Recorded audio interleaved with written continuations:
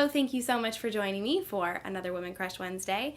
Today we're going to talk about Fay Kellogg, one of the foremost American architects in the 20th century.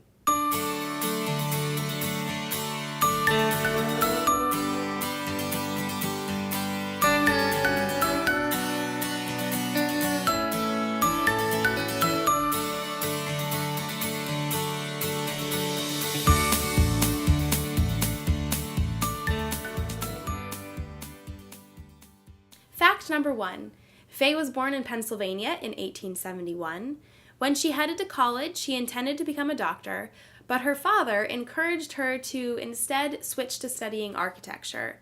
He noticed that she was very good at working with tools, and she had always discussed how she wanted to build her own house.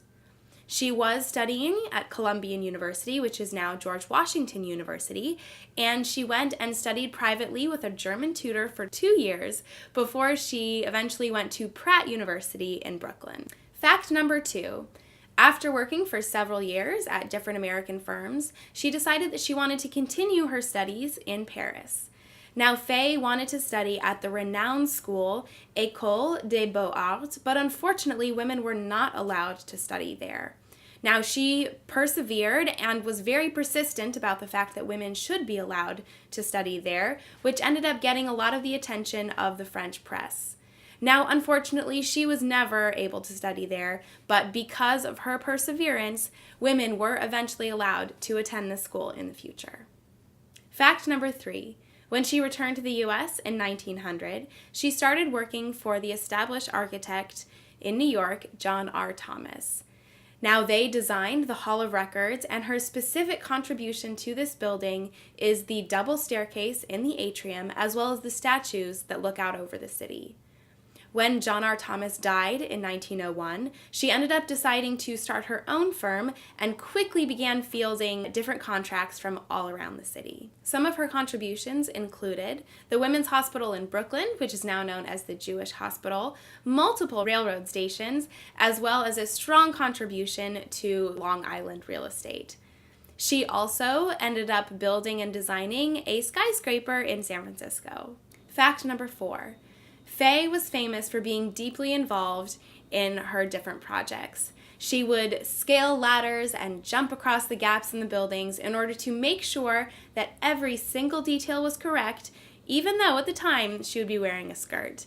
She said that she wanted to be on the project on the ground until the last brick was laid and the last nail was driven in. Fay even once gave an interview to a very nervous journalist while they were swaying on a beam 9 stories above the New York skyline. She said to this journalist, "I don't think a woman architect ought to be satisfied with small pieces but launch out into business buildings. This is where the money and the names are made, and I don't approve of a well-equipped woman creeping along. I think that we should leap ahead as men do. All we need is courage." Fact number 5. Fay was a very vocal suffragette, as well as a member of the Equality League of Self-Supporting Women in New York City. Now, it was her dream to retire on a farm in Long Island, which she had transformed from a wasteland, but unfortunately in 1918, she fell ill while constructing a project in Atlanta and died 1 year later at the age of 47 at her home in Brooklyn.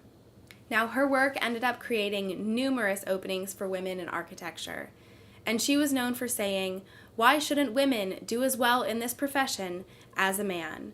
Why, in my opinion, the very nature of the field invites her services. In fact, it needs her." Thank you so much for joining me for another Women Crush Wednesday, where we learned all about Fay Kellogg, who was not only one of the most incredible architects of the 20th century, but really focused on women's rights and opening the door for female architects to follow.